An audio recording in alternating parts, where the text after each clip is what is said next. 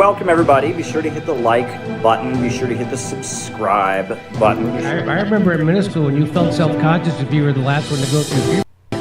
That really went topsy-turvy, didn't it? Sometimes the Hasbara, it's too much explaining yourself and it's too apologetic. Be sure to hit the notifications bell. I actually do believe Israel won't just bomb countless civilians. Be sure to tweet this out. Be sure to put this up on your Facebook.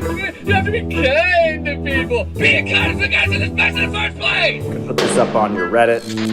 Chile is a country. Be sure to cut and paste, cut and paste a link to this to go into your favorite Facebook chat group. It's good to see so many normal people in here. Now, spanking isn't just my deep, dark personal secret. It's America's deep, dark secret. I've never seen it explained so simply anywhere. Put this on WhatsApp. Put this on Telegram. Put this on your favorite messenger app. Hello, hey, implicit connotations. Hello and welcome to the Untitled Anarchist Seagull channel. I'm your host, an Untitled Anarchist Seagull called Elise. How's everybody doing today, chat? I thought I just noticed this in my recommendations just as I was getting ready to stream. I thought we might look at this. This is from La Izquierda Diario. Very good leftist Latin American YouTube channel and website as well. They do really good journalism in and on Latin America, and they've got an update on Bolivia. I'm going to just drop the link of the channel right there. Just have a look. This is called La Rebelión contra Paz y el avance de Trump se define en las calles. The rebellion against Paz and the advance of Trump is being defined in the streets. And so let's just see what's going on over there now. And to get started out,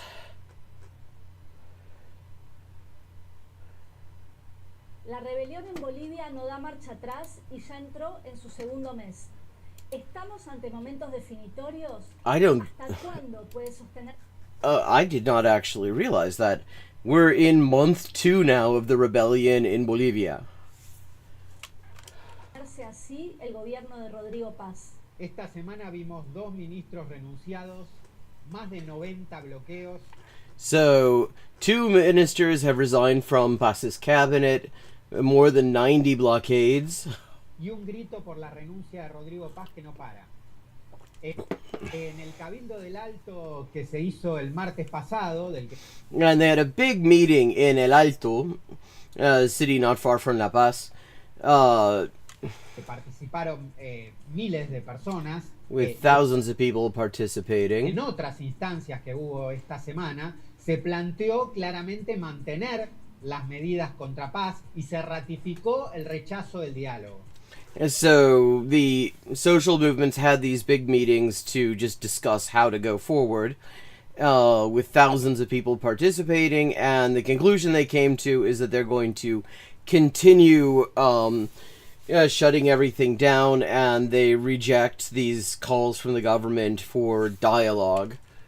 Las mesas de diálogo que viene impulsando el gobierno, vienen fracasando. Pero mientras llama al diálogo, el gobierno viene intentando también desbloquear algunos lugares con represión.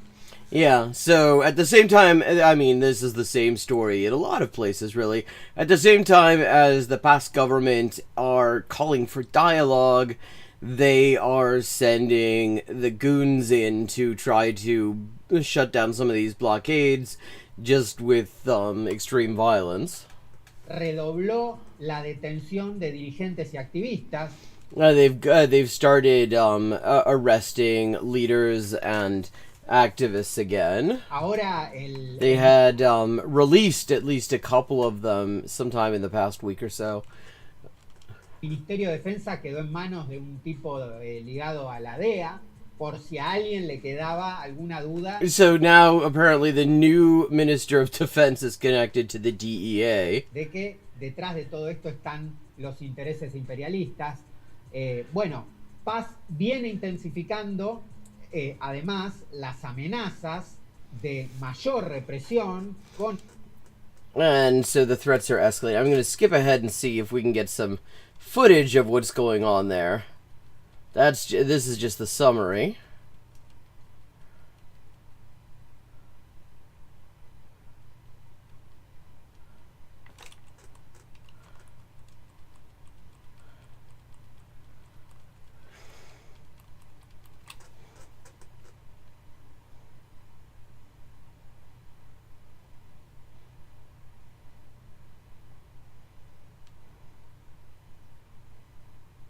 Oh, here we go.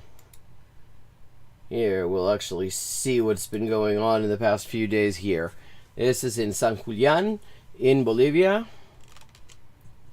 Que ya lleva 23 días cortada y lamentablemente está afectando tremendamente la economía del This país. road has been blocked for 23 whole days.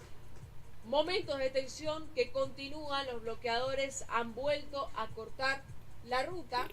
There's no gimbal on this camera, I'm getting the feeling. Reitero que estamos mostrando imágenes de lo que ocurría más temprano. No queremos que usted se pierda detalle de lo que ha ocurrido en estas más de 4 horas de enfrentamiento.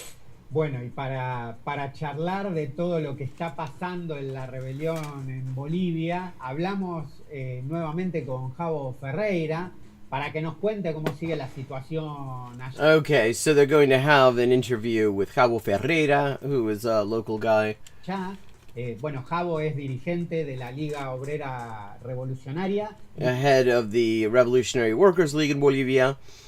Because, given that La Izquierda Diario is Trotskyist, I'm assuming that they're also a Trotskyist group, but I don't know that because I'm not familiar really with a lot of organizations in Bolivia. Y es editor también de La Izquierda Diario de Bolivia, y charlamos con él para que nos cuente inestable, muy delicada, porque si bien el gobierno ya anunció en días pasados digamos, el lanzamiento del estado de sitio en el... So, it's a delicate situation because the government has already announced in the past week that they're going to try to impose a state of exception and martial law. De mandar un proyecto que reglamente esta figura político-jurídica en el Parlamento. They need a law to actually regulate it, though. Vienen avanzando, digamos, en el Senado lo aprobaron anteanoche de manera muy acelerada, pero el diputado se apresta a tratar esta ley el día de hoy. So the Senate already passed it 2 nights ago, and now it's going to the Chamber of Deputies, the lower house. La población presume que de aprobarse esa ley el día de hoy, lo cual está descontado, porque estamos hablando de que las bancadas son todas de derecha y de ultraderecha. It seems like a very small police contingent, although el gobierno de Rodrigo Paz ya estaría con las facultades en la mano para poder hacer uso de este mecanismo represivo y antiderechos ante la rebelión que está en marcha en el país. Se han producido violentos enfrentamientos en la localidad de San Julián. There have already been violent confrontations in the area of San Julián. We saw some footage of that just a minute ago. Se hablaba de un muerto confirmado. Apparently one person was confirmed killed. Y fue una situación difícil porque this is footage from San Julián. Estamos hablando de que desde las 6 de la mañana hasta entrada a la tarde del día until sábado, late in the afternoon, se estaban produciendo los idas y vueltas, es decir, los intentos de desbloquear por the attempts to break the blockade had been continuing from 6 in the morning well into the afternoon, with the cops coming and being sent back and then coming back, etc. Parte de la policía, el ejército, and the army. Grupos de la Unión Juvenil Cruceñista que en estos casos fungen como grupos paramilitares. And there is also a paramilitary group, a far-right paramilitary group called the Unión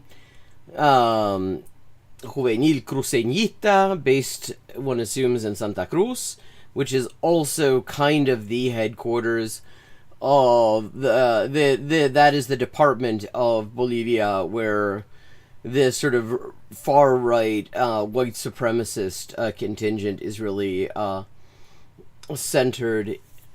And apparently they're just acting as paramilitary groups and joining the police and the army in attacking the workers. ¿No? De refuerzo a la Bonsoir. policía y al ejército, intentaban desbloquear. Evidentemente lograron en tempranas horas de la mañana abrir un corredor donde pasaron cientos de camiones y movilidades que estaban bloqueadas. So they did manage to open up a corridor very early on, and hundreds of lorries went through that had been blocked. Pero rápidamente toda la población de San Julián se movilizó. But quickly the entire population of San Julián mobilized. Y lograron recuperar el punto de bloqueo, ¿no? And they managed to get the blockade back up. And one thing to note, I mean, this is already from like last week. There was a call from the government to allow humanitarian convoy into La Paz, the capital. And the thing is, what it actually was weapons. It was tear gas. It was camouflaged as a humanitarian convoy to address the needs of the population there, since there's a big blockade on the capital as well. But actually, it was just weapons for the cops and the army. It turns out. Y prolongándose durante el día los intentos de retoma del punto de bloqueo. Es una situación sumamente delicada, compañeros y compañeras, porque pareciera que con estas actitudes el gobierno de Rodrigo Paz empieza a inclinarse de manera cada vez más decidida por la salida represiva, ¿no? Yeah, so he's saying that this indicates that the government of Rodrigo Paz, whose resignation has been demanded by tens of thousands of people throughout the country in the streets for weeks now, he seems to be very strongly leaning the direction of just trying to resolve this by busting heads, by just sending out the goon squads to try to break down these blockades. And, well, in San Julián, anyway, it doesn't seem to have been all that successful. Los últimos días han sido particularmente plagados de pequeños intentos reaccionarios de desbloquear, de detener con modalidades de secuestro a dirigentes. Apparently, they're just sort of doing snatch and grabs on movement leaders. Es decir, me da la impresión que los últimos días el gobierno de Rodrigo Paz ha estado tanteando, midiendo cuál era el nivel de respuesta. He thinks that what's been going on is that these are kind of trial balloons. That the government is trying to see just what kind of response they're going to get if they decide to just try to take the streets back by force. And the response apparently has been massive, and it has not actually, shockingly enough, convinced people to stop wanting this government to be gone. Populares ante estos bloqueos en la antesala del estado de sitio, y la respuesta, hay que decirlo, ha sido de muchísima determinación en los cabildos, en las asambleas. And people have shown great determination in the mass meetings, the assemblies. De bloqueo. Es decir, hay una determinación de hacer frente a la represión. Yeah, there is a determination, he says, to confront the repression. Y de no parar la movilización hasta que Rodrigo Paz presente su renuncia, ¿no? Entonces, and not to stop the mobilization until Rodrigo Paz resigns. So, I'm going to just drop the link to this. We're not going to look at the whole thing. There are a bunch of other things to look at.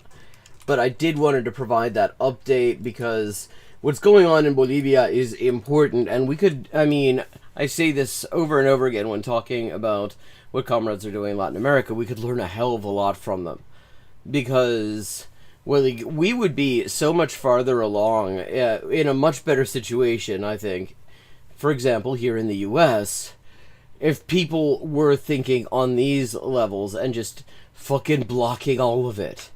Just block it. I mean, think about if for example, the response to this genocide had, rather than say encampments, and I'm not criticizing the encampments, I think that was very brave considering the level of violence that was directed at them, but if the response had been to just shut down all the major arterial roads and say this shit is not opening up until this genocide stops, I think that would have been a show of power that actually would have been rather historic. And it's the sort of thing we ought to be working towards. In Bolivia, it's worth noting they have a lot of experience with this sort of thing. We have some experience. I mean, BLM, there were lots of highway blockades in the 2010s. I mean, some of them really quite impressive, holding major freeways for extended periods of time. But they've been doing this for like 20 years. Yeah, I mean, the amount, like the tactical knowledge that they have is really, I mean, it's amazing, actually. And I'm always quite impressed by it when I've seen it close up. Now, I thought we would look at some liberal slop from David Pacman.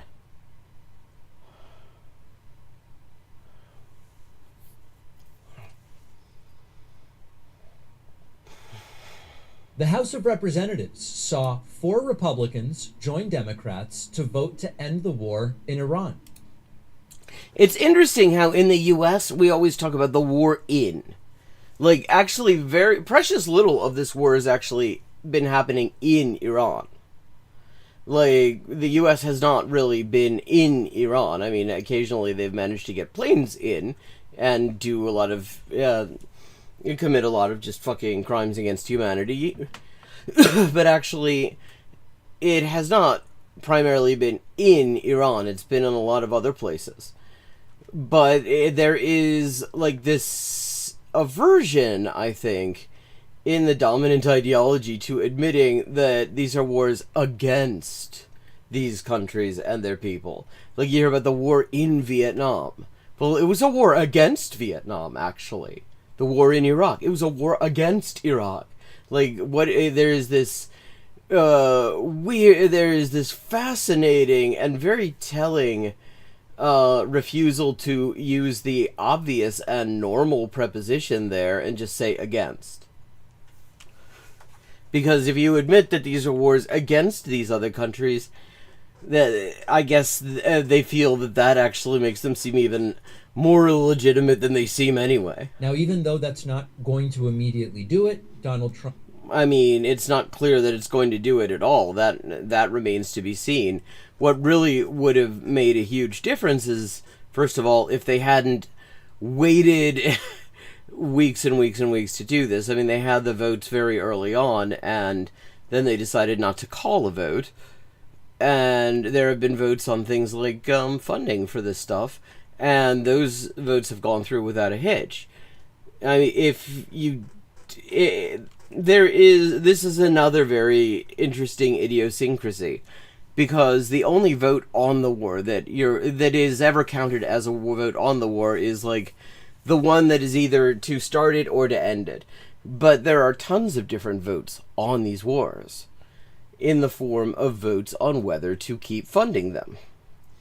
But the minute you start to acknowledge, people make typos, nothing to apologize for, I understood what you were saying. I think probably everybody did who is looking. But there is this reluctance to acknowledge that, because then you would have to acknowledge that even people who supposedly were against the war have, on every occasion other than just one, voted to keep it going. Trump woke up in a rage, flipping out at members of his own party, and this really starts to become a bigger question about the economy. We're going to take a deeper... I mean, what about just a bigger question about the mass murder and the genocide and stuff like that? I mean, yes, it's also fucking up the economy here, but it's having a little bit of consequences for the victims of all of this fucking U.S. terrorism. dive and look at what is happening in the economy. What are the metrics of concern? And is anything going well? We'll also talk about Donald Trump being missing for 7 days. Really weird timing around this physical at Walter Reed. I mean, I like the I'm fine with him being missing, I have to say. It's just too bad it wasn't for longer. But I'm going to skip ahead. President Donald Trump was just hit hours ago with one of the most... Don't start sentences like that. It's always disappointing. Political defeats of the second term. It is not getting the attention it deserves. I want to talk about it. This is because so far it has had no consequences. Talk about the implications. What happened is that the House of Representatives just voted to rebuke Donald Trump's war with Iran. Wait, to rebuke it? It was Democrats plus 4 Republicans. The resolution ends the war in Iran. Okay, so I was going to say, so it is a war powers resolution. But the question of whether it ends it kind of depends on whether the White House actually does anything about it. It doesn't seem like they have. Except it doesn't. It's mostly symbolic. It doesn't automatically end the conflict. I mean, legally it should, but the thing is, when it comes to things like war, the U.S. does not give a shit about law. Well, I mean, there's a lot of stuff the U.S. doesn't give a shit about law when it comes to, but that's one of the big ones. Trump could ignore it. Trump could veto future legislation, but Donald Trump, regardless, waking up raging about it, posting. I don't think he could veto it because it isn't actually a law. It doesn't require its signature. It is literally just withholding Congress exercising its right to withhold authorization. You can't actually veto something that isn't a law, that is actually the refusal to provide authorization. To Truth Social, quote, in a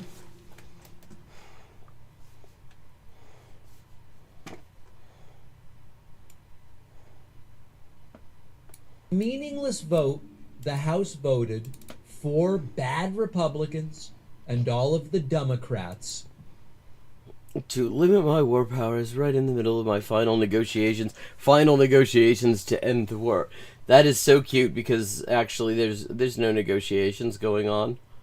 Do you know where the negotiations are? There aren't any. There aren't any. Because Iran has no reason to give in to U.S. demands, because the U.S. is unable to impose those demands on the battlefield, so why should they offer them on the table? To limit my war powers right in the middle of my final negotiations to end the war with... He can't read these without, kind of low-key doing the voice. The Islamic Republic of Iran, who would do such an unpatriotic thing. They know where the negotiations stand. The Democrats are fueled by Trump derangement syndrome. They would rather have our country fail than give me another of many victories. The 4 Republicans... another of many victories. There's literally no victory. And standards. But it is still also a little bit ridiculous at this point. They had the votes so early on. A lot of people would be alive right now if they had not decided to delay this and just let it play out for over a month before having it. They should be ashamed of themselves. MAGA. Now, there's a lot here. And I would say there's actually a little. And what's there really is very thin. Lost on me that Trump is doing the whole, I was just about to end the war. We were just about to get the greatest deal ever. I mean, I'm glad it's not lost on you because it was the first thing he said. I would be a little bit worried if you didn't notice. And then these 4 Republicans joined the Democrats and they voted for me not to be able to do it. It reminds me of the unsubscribe trolls. I've spoken about this before. People who write into me and they go, David, I was just about to get a paid subscription. Well, I mean, the thing is, I could actually see people that actually being true in his case. Especially because you have things like the very dishonest way he describes himself as an independent podcaster or independent something when he's nothing of the sort. Like, I mean, that is absolutely false advertising, and I could imagine when people find out about it, some of them who might otherwise like his slop tent might reconsider. About to fork over my hard-earned money to support you. Like, who is this for, though? Because this is like, he's like daring people to say, yeah, fuck you, I'm unsubscribing. Because there are people in his audience who are looking at this and are on the fence. Because he just does, there's not really a whole lot there. Said X. You said this one thing, and now not only will I not get a paid subscription, I'm unsubscribing on YouTube, and I'm unsubscribing on the pod. Were these people ever subscribed? Well, some of them probably were. I mean, I seem to remember him losing a whole bunch of subscriptions when it turned out that he was getting a whole bunch of money from a dark money op that also like funds the developers lobby and all the YIMBY bullshit. Were they really just about to pay after years of listening? But I said the one. It's the same thing with Trump. But the problem is, like, this seems like tempting fate to me on a certain level. Like, and this is also, you can tell Trump that he does not depend on these his life does not depend on these subscriptions, because you wouldn't do this. You wouldn't actually do this sort of thing if your income, if your livelihood depended on this. Because on a certain level, you're kind of insulting the people who are paying for you. end the war 8 times, 9 times. And in fact, this is the most ended war that there's ever been. Trump goes, I ended 8 wars. Trump claims to have ended the Iran war 8 times, or at least he did claim that, and then somehow he continues. So what are the important points here? The important points are House Republicans, Trump.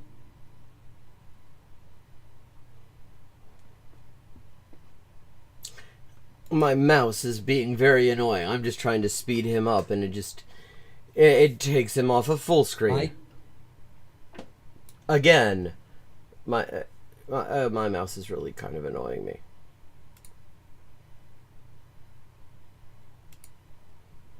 To stop this vote from even taking place.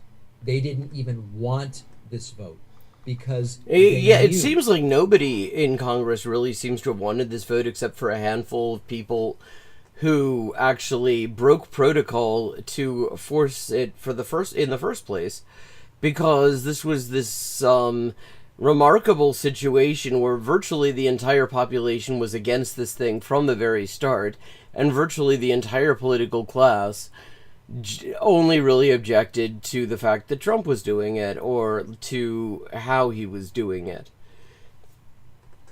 And so, I mean, they felt forced to actually to have these votes, not to do anything further that might hammer the point home,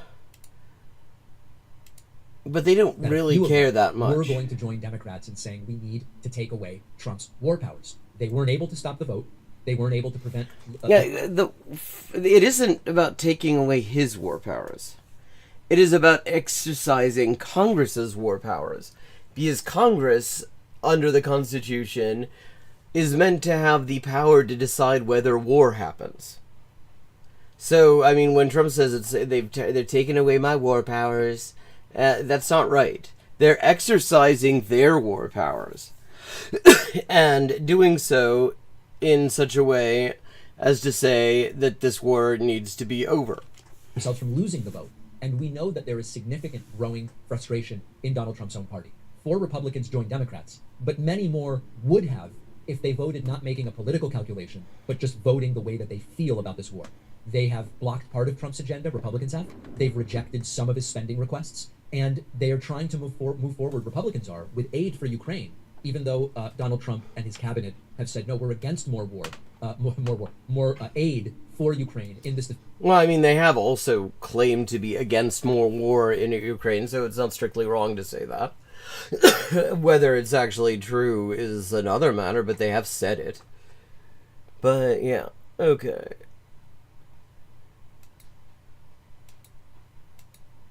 Donald Trump was missing for 7 days. Now let me paint a picture for you.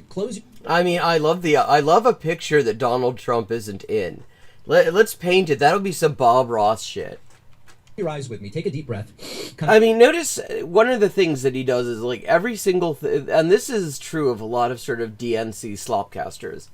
Everything is just strictly, it's all Trump all the time. It's completely Trump-centric. You can't talk about the war against Iran in terms of what it's doing to the people the U.S. has been bombing. They can't talk about it in terms of the military situation, say the way that the Lebanese resistance has been utterly wrecking Israel, despite the fact that the puppet government in Beirut has actually, I don't know if they signed it or they've certainly signaled their willingness to agree to a so-called ceasefire. Like, the government forces have never been firing. They have never fired a single shot in anger at Israel, despite the fact that Israel is invading their country. And that's kind of a basic thing for a country's armed forces to be against. But the Lebanese armed forces are not against being invaded by Israel, which tells you a lot about who runs the Lebanese government. It's certainly not really Lebanese people. It's basically the U.S. But... so basically it agrees to the ethnic cleansing of southern Lebanon and does not even require Israel to leave southern Lebanon. And naturally the resistance completely rejected, and they say they're not going to abide by it. Apart from everything else, Israel does not follow ceasefires. The U.S. does not follow ceasefires. So why the fuck would they? Like the Trump sniffing. Take a deep breath and imagine the following. An old white male president who has his... Oh, wow. That's so hard to imagine, chat. Imagine there's a president of the United States and it's an old white dude. Like, you can't. It's so outlandish, even as an idea. Physical exam in 13 months. Comes out of it claiming that it's a perfect physical and they're going to publish the report within a day. It doesn't get published within a day, but 3 days later, at 11 p.m. on a Friday, they publish the report. The report is clearly a bogus propaganda document making outrageous claims about the oldest president ever's incredible health. And in the middle of this, he's missing for 7 days from being on camera. I mean, that's just getting people's hopes up. He is actually, because he because what he does is, it seems like he's talking about news, it seems like he's offering some sort of analysis, and he isn't. It just feels like it. It is the placebo. What would the reaction be? Well, the answer is, it depends who the old white president is. If it were Biden, the reaction from Republicans would be 24/7 insanity for a week. We deserve to know. Why did he have 3 physicals in 13 months? Yeah, except... like, is it really unusual for somebody that age to have a bunch of physicals? I mean, I have to say, when you get to a certain age, you spend a lot of time with the doctor if you can afford it, or you live in a country where you don't have to be able to afford it. When you get to a certain age, that's just kind of normal. And then bury the report on a Friday night at 11 p.m. and then disappear suspiciously for 7 days, only posting to social media. That's what would happen if it were Biden. But it's Trump. It's worth noting that Biden actually went to great lengths to stay away from cameras and to avoid one-on-ones with the press. And instead, it doesn't even make a headline. They don't even talk about it in the right-wing media ecosystem. And then Trump finally does resurface, and he looks and sounds brutally tired and haggard. It's so, like, normal then. Here is Donald Trump in the Oval Office, resurfacing after 7 days from being missing. Coming in, we're ready to crack down on counterfeits. This is good for America. This is good for the people. God, these fucking meetings where you have all these dickheads going, this is good for America. Like, is anyone actually impressed by this? where they think that this is the actual discussion. Where these people just going, "This is good for America." Like nobody talks like this. It's good for the country. And we have fentanyl coming in 59% less. And we have Fentanyl. Okay, we're back to this lie. The U.S. is a net exporter of fentanyl. The fentanyl that's used in the U.S., the illegal fentanyl, that's made here, actually. The fentanyl that shows up in, street drugs in Latin America, in Canada, that's also made here. So... Fentanyl coming in 59% left. Got it by a number that nobody thought was even possible. We're going to get it a lot lower than that. Now, some of you, I already know, have noticed that Donald Trump's eye is even more swollen than normal. I know I've been talking about that right eye being almost completely swollen shut for years. But yeah, of course he has. Because there's nothing else to talk about. His right eye almost completely swollen shut and making no sense. I just had this done. I'm getting a first glimpse, but You're getting the first glimpse. that's your size compared. So those are compared to those. Our pool is bigger than skyscrapers. Wow, that's amazing.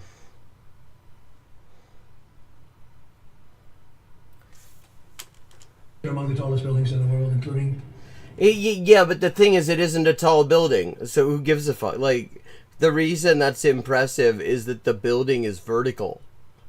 This is just you dug a hole that is a certain length and put water in it. Like, The Empire State Building, World Trade Center, Sears Tower, Chicago. So if you lay it on its side, I will you can say, see- a rare W there. I also still call it the Sears Tower because I don't know who the fuck Willis is, but I don't give a shit. It's the Sears Tower. It was called the Sears Tower when it broke the fucking world record. It'll always be the fucking Sears Tower. I don't give a shit. They can rename it all they want. Get them to fill it in because the width is almost 200 feet wide. Like, why? Why are we even talking? Who cares? Now, aside from Donald Trump looking and sounding extremely rough, And I'm not actually. I'm saying like more than to like. This isn't so much a comment on like Trump's bullshit as like, why are we treating this as a thing that requires coverage? It's nothing. It's not a thing. It is an unthing. It is just fucking filler. There are actual things going on. Lots of people are getting murdered in Gaza, for example. David Pakman has been kind of nowhere on that for a very long time, like through the entire thing. That would be a useful thing that an independent journalist or independent podcast, whatever he calls himself, could be doing if he gave a shit. I mean, there are, Bolivia, for example. Has he said anything about that? how is it relevant to compare buildings' height when placed on their side to Well, I mean, I would say if you manage to place one of these buildings on the side, that is kind of impressive, especially if the building remains intact. The people inside them might be a little bit pissed off at you, though. a pool? I'm so sorry to make such a crass analogy. It's sort of like a guy who's not feeling super confident about the size of his manhood, the thing, and going, his tin whistle. listen, if you place it on its side and compare it to the size of an ant, this thing is massive. And then you go, yeah, but who cares about the size of the ant? Why did you need to place it on its side, though? This thing is longer than the Empire State Building is tall. Right, but who cares? What is that? Does that justify a $13 million no-bid contract to paint the bottom of the reflecting pool? Sorry, I'm getting off track. And he sounds extremely rough. Now, as far as this reflecting pool thing, Senator Elizabeth Warren actually said it very well yesterday. She said, gas prices are up, food prices are up, healthcare costs are up, and Trump is showing off the size of his pool. Well, I'm really kind of sick of Democrats talking about healthcare costs being up, because the thing is, they're the main impediment to there being a universal healthcare system where we don't have to worry about that bullshit. Most people want it. Most people have wanted it for decades. The Democrats don't want it. I mean, obviously the Republicans don't, but the thing is, if the Democrats actually did want it and did pledge to do it, the Republicans could go fuck off, because nobody would fucking vote for them. if there was the option of actually having healthcare in this country. Now, I think that the most important kind of framing here, as we think about why was Trump missing 7 days again. The most important framing is, why are we talking about this? There are important things happening. I mean, any Trump absence, I think, is just called respite. It's just a chance to catch your breath. There's just going to be a little bit less bullshit for a while. Not none. You couldn't do none, but a little bit less. Is that presidents are public figures. The presidency is a visual job. There might have been a time, especially before the sort of media environment that we have right now and technological status quo, where the job really was more about sitting in closed rooms, designing policy, signing lobbying. I mean, that actually, the thing is, that still is what it's about.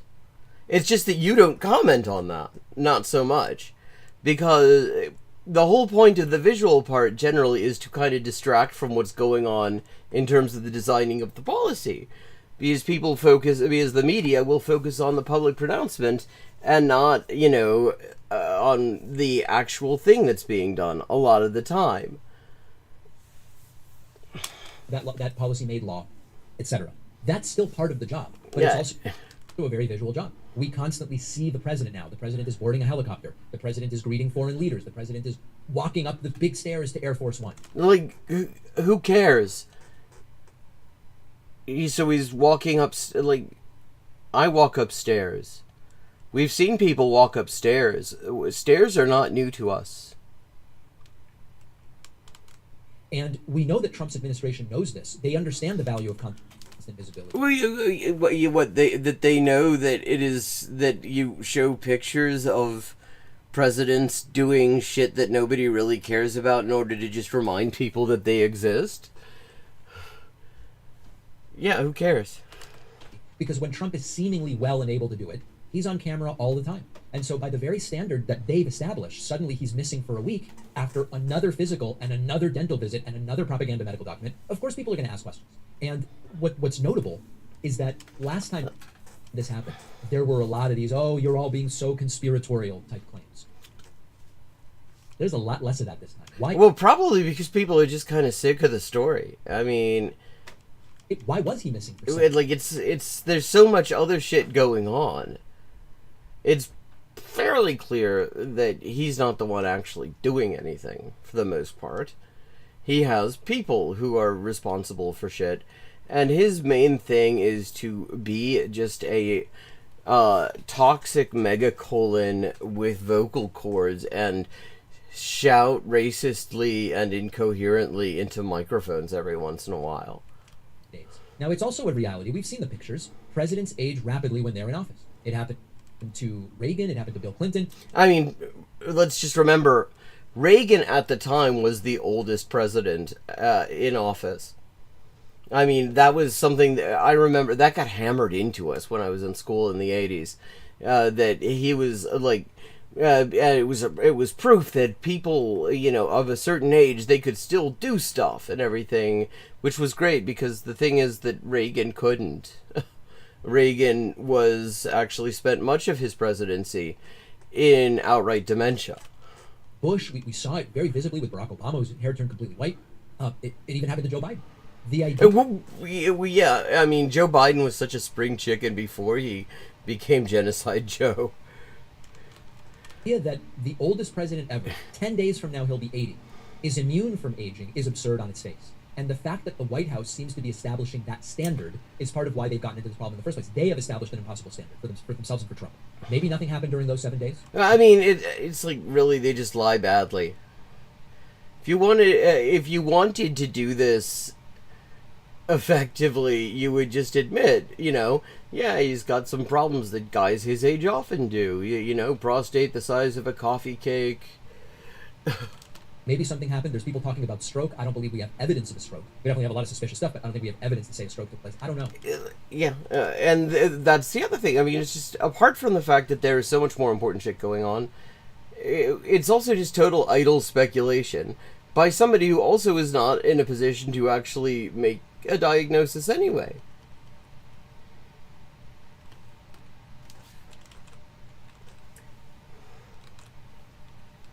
But I tire of David Pac-Man.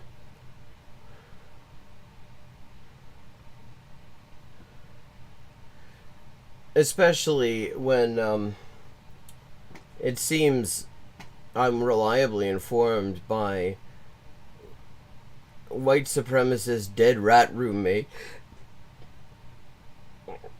Asmongold that the left is totally cooked. And if he says it...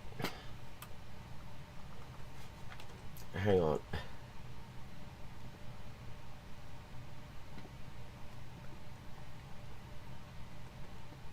God damn it, my mouse is really annoying me right now.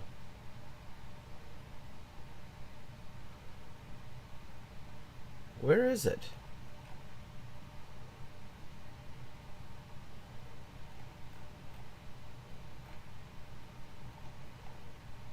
Ah, there we go.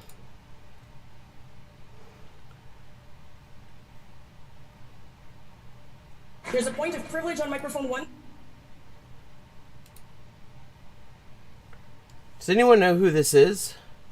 And then we'll go to microphone 3. Go ahead, delegate. Yes, hello, I was standing here with my gender.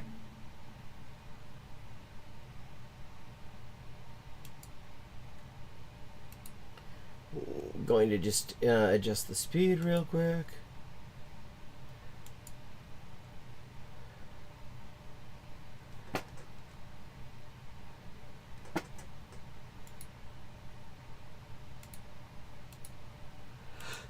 Equity card before you called on the previous speaker.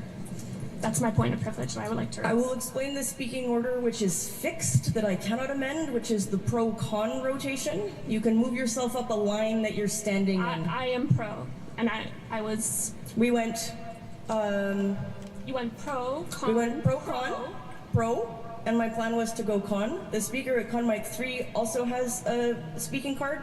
Yesterday... Nice to see a mask. And actually, that looks like quality, too. That may be an N95. This card was used in an inappropriate manner. And while I understand in Ontario, we know this is equity, even if this was also used inappropriate in terms... Wait, okay, so Asgold is like bleeding out the eyes now because he doesn't understand about Robert's Rules of Order. I guess this is supposed to be the NDP conference or something. Of gender. I want everyone to be mindful that these cards for individuals like myself who identify as a black woman have no value outside of this space.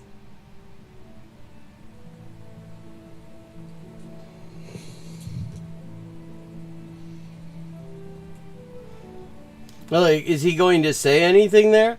Like, this is how these meetings go. You have points of order and shit. That's right. These people get nothing done. Like, who are we going to get to find out exactly who these people even are, though? I mean, I think it must be the NDP, but I don't recognize anybody, and I haven't seen any. These are the people that when you hire them into your office, which he would of course know, office becomes less productive. These are people who turn something that takes an hour into 2 hours. These are people who make... It's just a fucking point of order. These things happening. What you think this is the left? I think you'll find if you go to the Tory conference that there are also points of order. It is kind of how these things work. A deadline for something a month into a month and 3 weeks.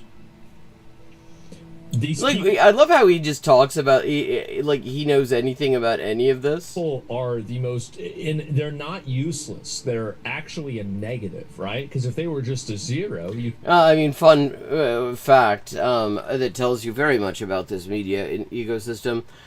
Asgold actually just openly said that black people are genetically inferior in the past couple of weeks, and he still has his fucking stream Like, I mean, this guy is, like, just proof of where we are as a media ecosystem. He is proof of what the standard is. Could just write it off. But the problem is that and this is, we need to do a removal of these people in government offices, does he understand that this is not the country he's in? That this is Canada? Companies, etc. Like, in my opinion, I think that there should be a thing where everybody that uses their pronouns in their in emails just gets automatically fired. I mean, that the current government in the U.S. is sort of doing that. How about, like, everyone who just says Nazi shit and lives with a dead rat that he uses as an alarm clock immediately gets fired? That's it. They just get automatic. Every single one of them. They're all automatically fired. And it wouldn't get everybody, but man, would that just shut it down by a lot. Shut what down exactly? Would that get rid of it? Wait, somebody in the chat's like, yeah, it's Marxism. Yeah, that's what Marxism is, chat. We all know. It is when you have pronouns.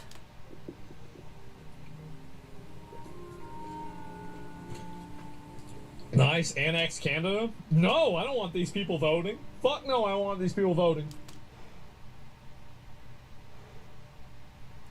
Oh, wow, he's just following all the fascists here. It's Ian Miles Chong. Like, fucking, I think Elon Musk recently unfollowed Elon Miles. Okay, and this Dutch guy, that is the identitarian movement. Yeah, straight up neo-Nazis, of course. Fucking Tommy Robinson would be posting that. And so I'll go through, I'll watch the rest of this too. Here's another one. Oh, okay, it is the Ontario NDP. Oh, Ezra Levant. Oh, yeah, I should have known. Ezra Levant is sort of like Rush Limbaugh, but Canadian. All right. I see that we are 1 minute ahead of schedule, and so I'm going to get out of here. The balloting co-chairs are... Oh, wait, no, this is... Wait, somebody, the last person that was... The person who was speaking at the beginning of this said something about Ontario, so I assumed it was the Ontario NDP, but I guess it's the National NDP Conference in Winnipeg. Returning, I believe. Now balloting co-chairs. There's a point. Let's hear the point on microphone 1. I'm sorry, just real quick, point of personal privilege. I understand there's very little time and for delegates to speak, but early on the mic... You see, this is what happens. What happens is that people talk into microphones at conferences where they have been sent as delegates to address the conference. That's what happens. It's conferences. That's the problem, really. It's conferences.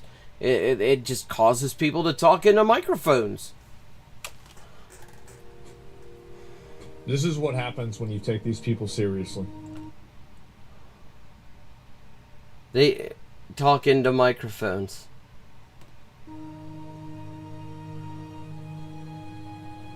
You see, somebody like this, their job should be ringing the bell in the cathedral. Well, motherfucker, you're the biggest fucking bridge troll on the screen.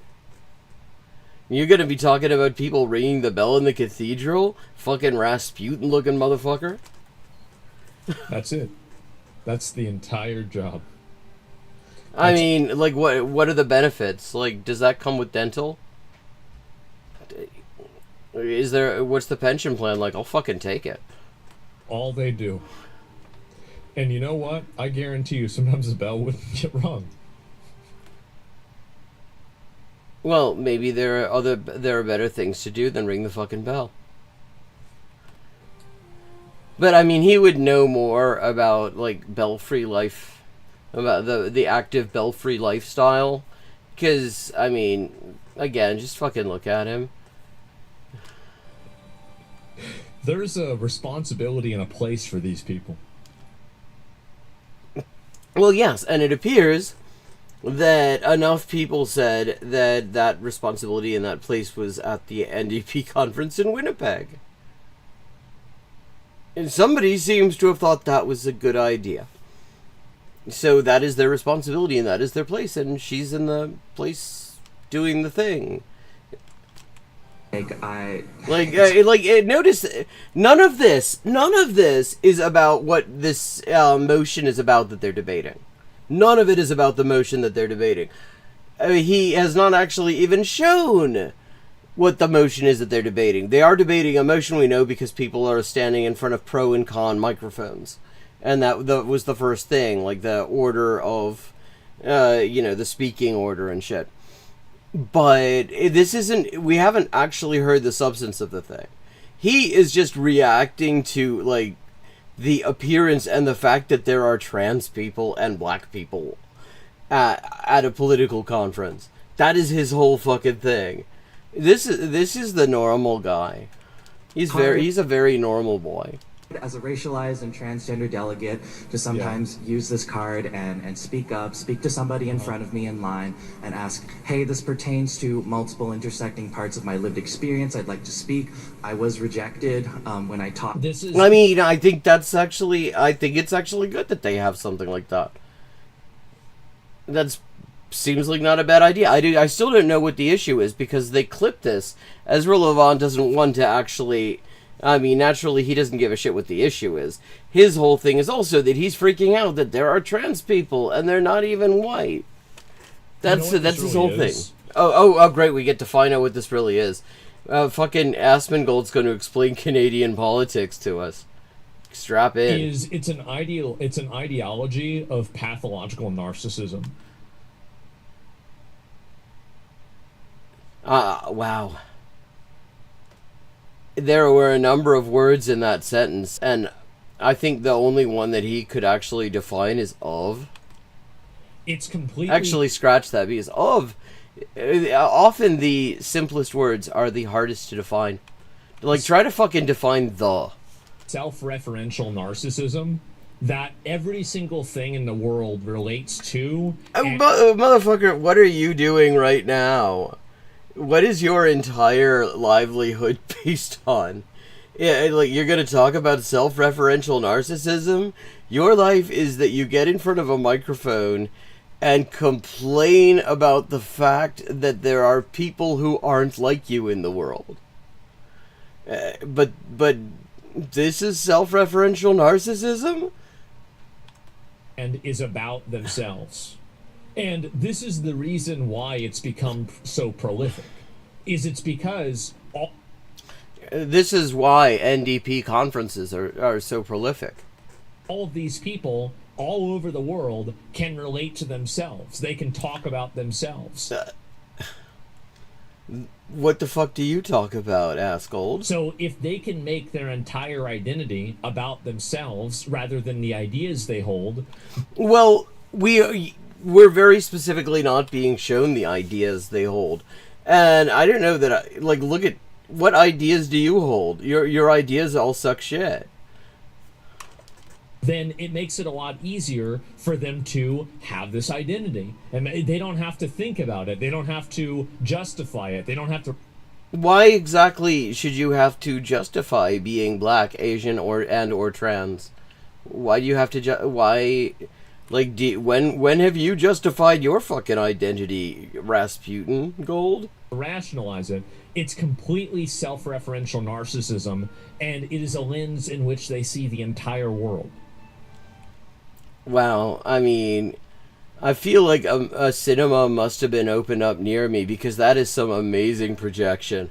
And that's the reason why there's so many of these people. And it's frustrating when these are my rights being directly under attack right now in Alberta, and that... Okay, so this is about the attack on trans people's rights in Alberta. Okay, so that's what we're talking about. Okay, important subject. It's nice to know that it's getting actually some level. And I'm guessing... I'm just going to guess that this is the LGBT caucus at the NDP. possibly. Gender woman had spoken Because just the sheer number of trans people that seem to be there as delegates suggests to me that probably this is like a specifically queer breakout session over me, and I understand her rights are important too. This pertains to her too, but I don't know. I hope that in the future the federal NDP will also have a broader interpretation of the equity cards for speakers. That's all. Thank you. Yes. I will So true. So true. like what. Oh, well, because he was explaining that the left is cooked, and it turns out the reason he thinks the left is cooked is because the NDP conference follows Robert's Rules of Order, and there are trans people and black people there.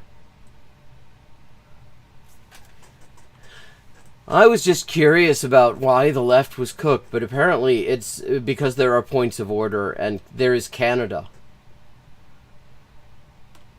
Oh my god. Like, this is... It's crazy how they can't even run their own system right. How do you run their system? Explain their system to us. That would be a fun video. Let Asmongold explain how the NDP conference is conducted. I'm sure he would do a bang up job of it. Oh my god, what is this? They're just mentally ill, narcissistic losers. I mean, that's really all there is to it. I mean, it's really not complicated. That actually isn't what the N in NDP stands for. The problem is that at a certain point, we decided to view their narcissistic pathology as somehow genuine or any way authentic. Well, I mean, there's one thing that just really cuts deep. It's hearing that Asmongold thinks something is inauthentic. The problem is that we have enabled this by tolerating it. Yeah, I mean, so again, if you actually follow that thought to its logical conclusion, I mean, that's just a call for genocide. Delegates to assist me in better using the card by forming a straight line. Yeah, I mean, this also makes me think this is probably the LGBT caucus, because that is the only place where you would think twice about calling it a straight line. Yeah, exactly. His ass has been enabled. The reason he actually is able to talk this fucking boldly and just open Nazi shit is because of tolerance and money. If TOS were actually enforced against this jabroni, he wouldn't have a stream. But when Nazis do shit, the TOS simply don't apply. I can see, actually, on a certain level, why Clan Empanada wants to, branch out into doing fast shit, because you get away with a lot more on these platforms, and you probably get paid more, too. Behind the microphone. Oh, you shouldn't have said that. Because that was offensive to gay people. And it wasn't, though, and I'm guessing... Yeah, it was just a sort of funny choice of words in this company. Because they're not straight, they're gay. Wow, he's explaining the joke to us. I guess his audience might need that. It's also offensive to drunk drivers because they can't drive straight. Wow, that's clever.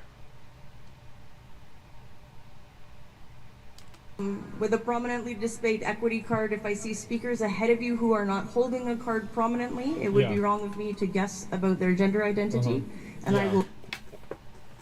I have to say, when you go back a few years, he actually did some stuff that I thought very highly of. That was not really being done on LeftTube in English, and that he was doing a very good job with. And apparently that was not getting him the views that he was wanted, which is why he decided to become like Australian gold. But I tire too of fucking ass gold, and let's see.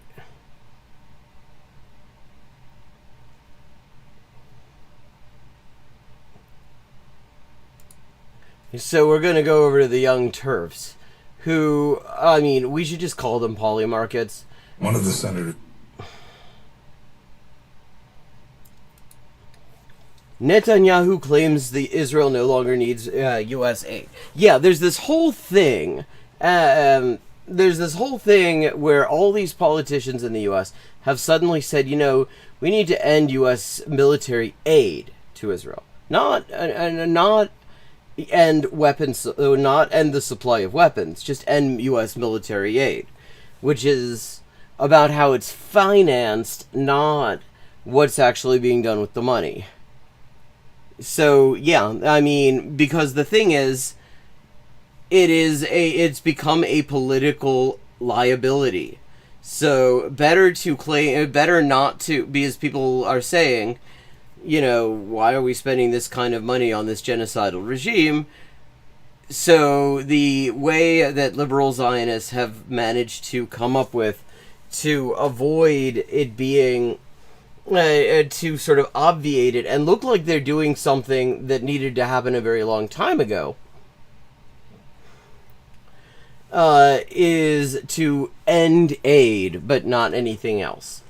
In the American Senate said, if we had in Israel, instead of in Afghanistan, we wouldn't have had to spend a trillion. It isn't about Netanyahu's pride. He does not do anything without Washington's permission. This is entirely about accounting.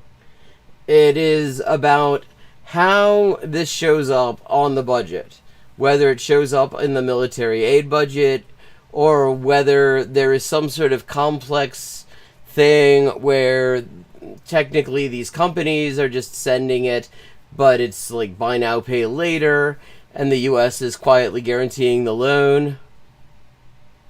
No, it's nothing. The idea is all it is they're changing the line item on the budget. Like, literally nothing's changing. And in fact, they do not have so much money. Their economy has been in free fall for years now.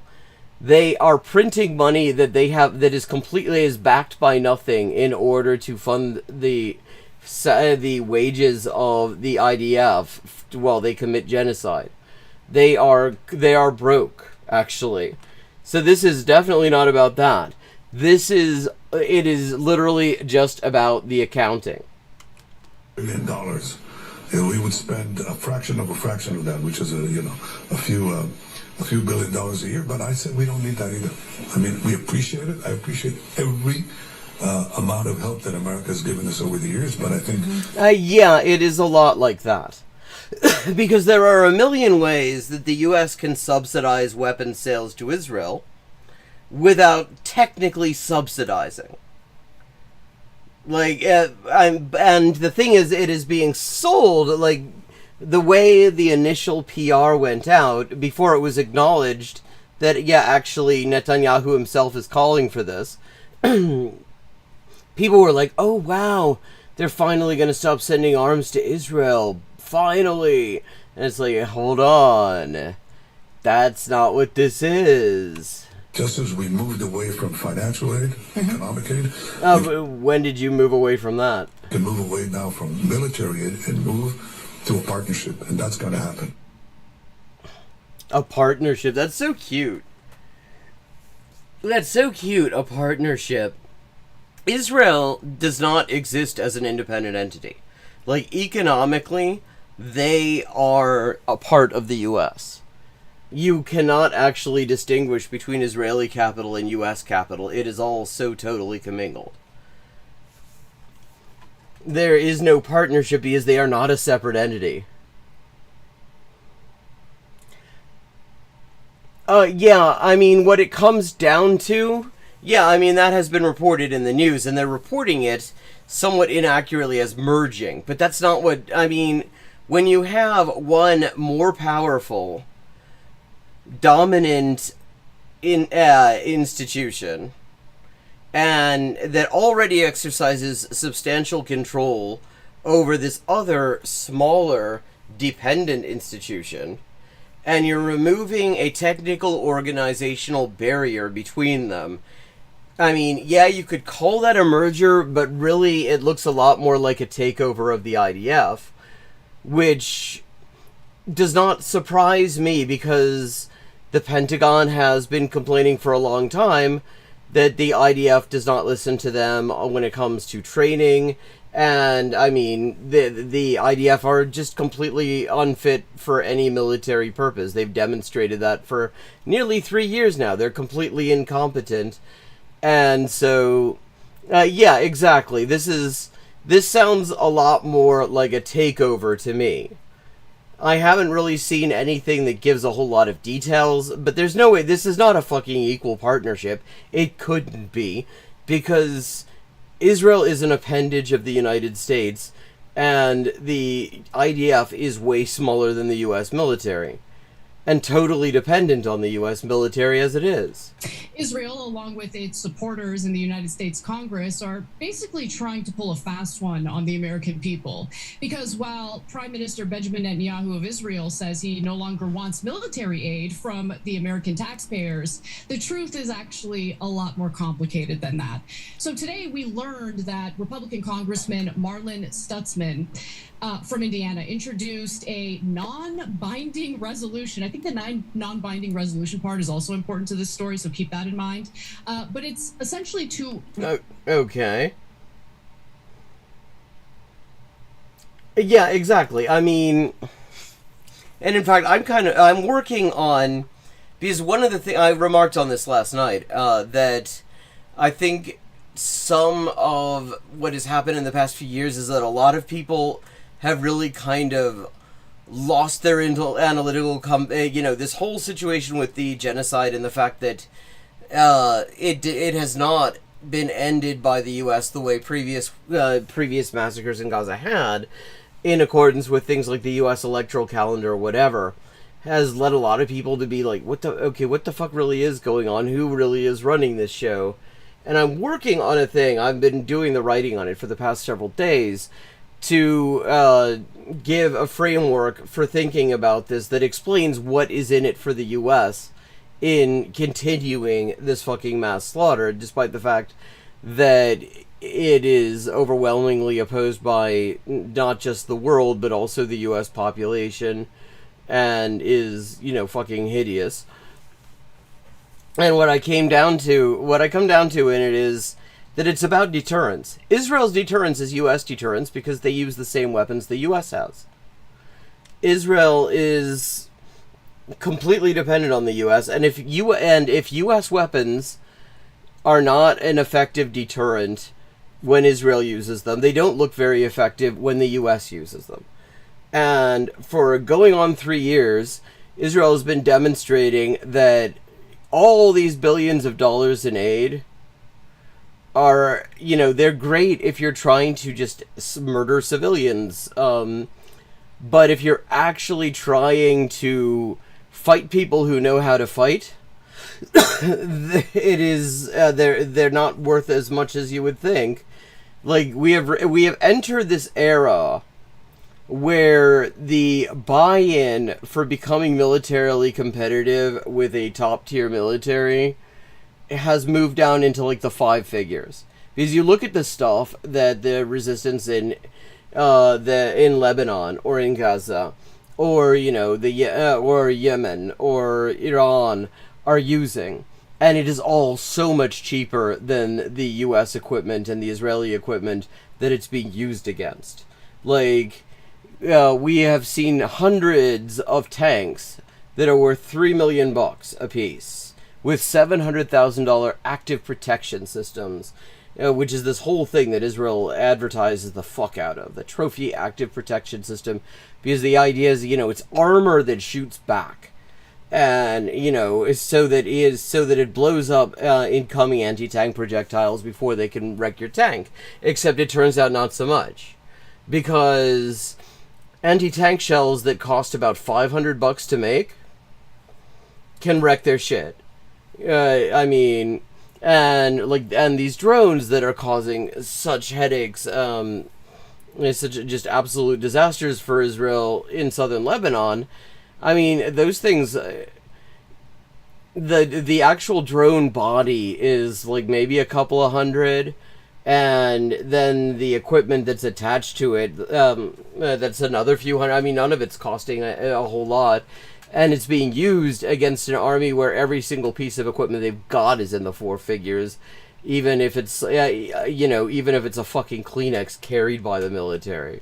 Military issue tissue. Replace the $3.8 billion in annual military aid that we give to Israel as part of our memorandum of understanding.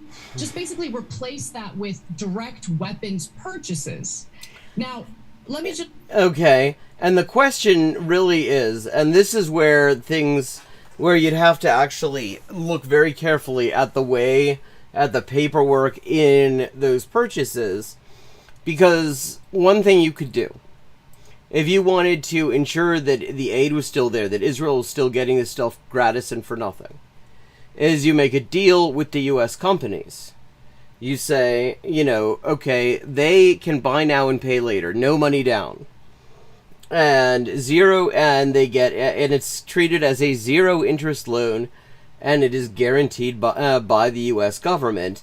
And it is a transaction between the U.S. government and the U.S. arms industry, rather than between Israel and the U.S.